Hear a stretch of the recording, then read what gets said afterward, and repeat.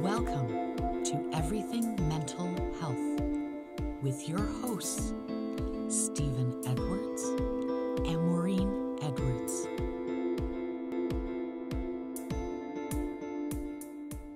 And just continuing on with our conversation about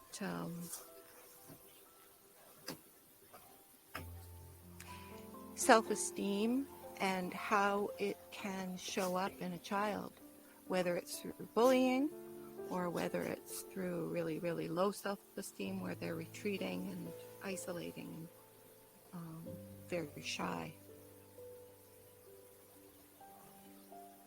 How are you seeing that, like in kids that you work with? Are you seeing, like, is it equal amounts of, half the kids are bullies and half the kids are low self-esteem, or like, what are you seeing out there? I think a very small fraction of children are bullies. I think it's I wouldn't say very rare. I think it's not common. And that's a good thing. But you do see a lot of children with low self-esteem. I think bullying is just one avenue that someone with that might take. They might withdraw into a shell and become a loner. They might act out and start bullying. They might try and prove that they're worthy and act out in a lot of different behaviors that might be self-destructive or, destructive, but not necessarily targeted at other people. It could be targeted at things, or again, self-destructive, targeted at themselves, at their own lives. So there's a lot of ways that low self-esteem can take form, a lot of negative associations that could be made with it. But I don't think bullying is very common. What is more common than bullying is, I guess you could describe it as jumping on the bandwagon. When you see something else, when you see other people doing something, I guess it normalizes it almost. And you'll see other people want to follow in that behavior. Even if they don't think it's right, someone else doing it almost shows that it's acceptable. And since at young ages we're so inclined to model behavior, when you see one person bullying, you often see a few other people attached along them also engaging in that behavior. Whereas had that first bully not been in the situation at all, everyone else around him or her might have never done anything negative like that at all. But we're very, what's the term for it? We're followers a lot of the time. I don't think there's as many leaders as followers by a long shot. And when you get someone who's a bully and also a leader, they can, have a lot of charisma, and a lot of people can kind of get drawn to that type of behavior. Why do you think there's more followers than leaders in kids? It's almost, I guess there's a lot of factors involved. I'm sure I could say some of them would be from a young age where we're shaped to be followers, right? You follow your parents' instructions. You follow the teacher's instructions. You listen to the adults and show them respect because they are, they're older and wiser. So it's kind of bred into us from such a young age, not to have autonomy over our own lives and just kind of listen to the advice of someone who's wiser. And then you could look at it from a societal point of view, where you have, one leader and then a whole bunch of other people that you don't really know who they are more often than not. they're also leading things, but we look to one person and we say, that's the person I'm going to follow. And it's very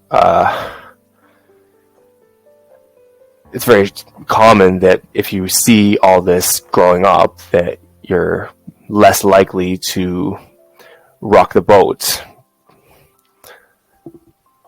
We have one prime minister, and that's kind of the person everyone looks to.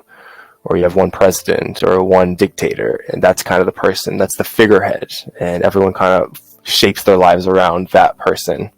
Even if that person isn't making any of the decisions, or many of the decisions, we'll interpret them as doing so because it simplifies it. It's almost like it's learned behavior. We learn to be to squash our own autonomy and our own sovereignty as a human being. Yeah, and I think I guess that's the appeal of, there's certain types of schools, such as, the Montessori style, where it's more child-led, and you gotta give the child the freedom to direct their learning. And I guess that's kind of the opposite of what our culture is used to. Well, most cultures around the world, in fact, which makes it interesting. I don't necessarily agree with it wholeheartedly. I think that you do need someone older and wiser to bring insight and to speak about what's important and kind of where we should gauge our attention to. But from a philosophical point of view, perhaps people that are grow up in that kind of school where they kind of choose their own direction, maybe they're less likely to be followers. I'd be curious to see if there's any studies on that. What do you think about all these different models of schools? That's a really good point. The Montessori schools, they've been popular for maybe the last 50, 60 years. And I know that they're very popular for little kids, like preschool, kindergarten, grade 1. I don't know how popular they are as the child continues through their education. They're definitely much less popular as the child gets older. And that's also, it's too bad, but that's also how our entire school system works, especially in, I can only speak for our Western culture, but when you're in kindergarten and preschool, you kind of have a lot more freedom and control and say in kind of what happens, even if it's a standard preschool, not necessarily Montessori. And it's more creative, less of a focus on conforming. Mm-hmm. And then as you get older, it's kind of hammered into us that this is everything that you should be learning. There's a curriculum that's very compact, and there's not much deviation from what is taught or what,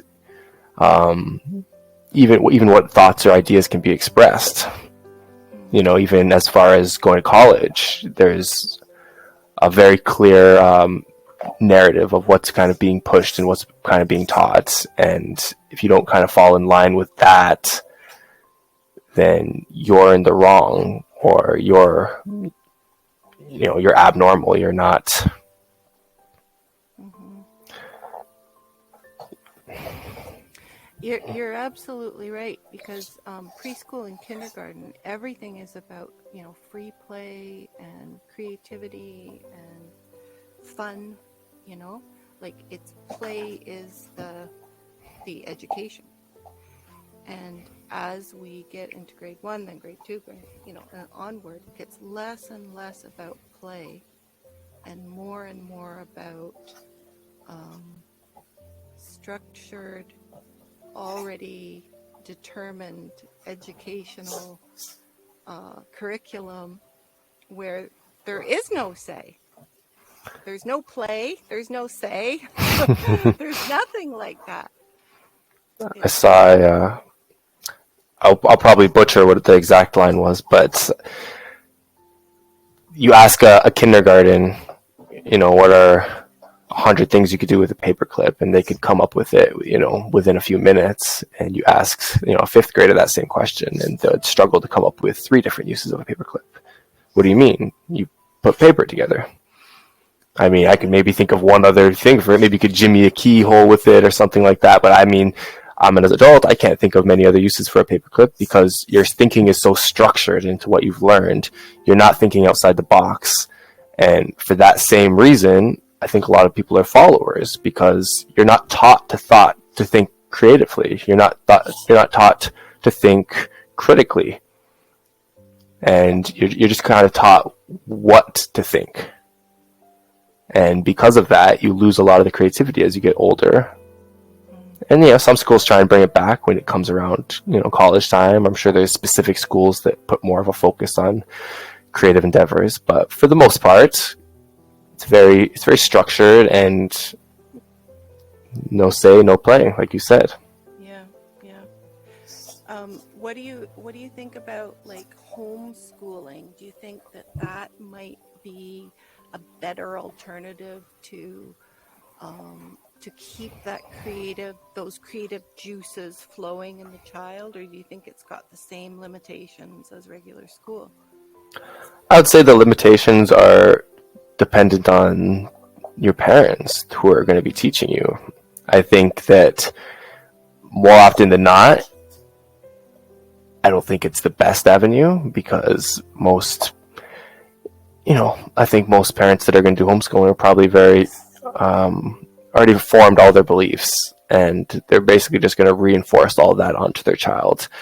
So the child's kind of going to become a little bit of a mirror of them because they're not learning from a variety of different teachers and instructors and peers. They're learning from one source, and that's already a source that children learn from more than anyone else. You don't have to be homeschooled. Most of your learning is going to come from home anyway. If you are homeschooled, then virtually all of it is going to come from home, maybe 1 or 2 people. And I think that really might limit your creative thinking, depending on your parents and what they're teaching and how open they are to exploring new ideas and concepts. But I think more often than not, you might even lose creativity. And beyond that, there's the whole social element that you'll be lacking. A lot of people that are homeschooled aren't the most adept socially because they just didn't have those interactions from a young age. And you could combat this with, bringing them into, recreational sports or game clubs or community centers or, family friends. So it's not like they're not getting any socialization, but there will certainly be less than someone who's going to a public or private school. And over the last couple of years with COVID, there has been a huge shift in kids who are now homeschooled. It's kind of like everybody was staying at home and it was sort of a must. And a lot of kids have continued on and not gone back to school. So I'm wondering, the impact of that, if it's a good thing, if it's not a good thing. I mean, it's probably a mixture. It's never one thing, right? It's probably a mixture of many things. But that is a reality that that the 2020s has embarked upon. Yeah, absolutely. Online. Everything is online. Play is online. Interaction is online. Communication is online. I can't get my teenage kid to answer me unless I text him. You can't yell in the house anymore. They don't listen. You have to text somebody. We're definitely becoming more of a online-centered world. Like you said, I mean, I could order my groceries online. I could order my clothes online. You could do your finances online. You can pay your bills online. There's pretty much nothing you need to do in person anymore. It's all can be done online, which has a lot of benefits, but there's definitely a social aspect that you're missing, like movie theaters, for example. Like, they used to be big. You go out with friends, you go to a movie theater. Now I'll just stream it online, maybe by myself, maybe I'll invite some people over. but there's a big social element that our culture is deviating away from. And, I've seen it in kids as young as preschoolers where they were, quote unquote, COVID babies for the first 2 years of their life. And then they come into preschool, and there's a very stark difference between someone who's been socialized since the infant age versus someone who's just meeting people for the first time, essentially, at the age of 2. And they're more socially awkward. They're a little more reserved. They lack certain social concepts and boundaries. And of course, this could all be learned. But these are very integral developing years of their lives. And they're less likely to learn it in our society now than they would be 10, 20, 30, 40, 100 years ago.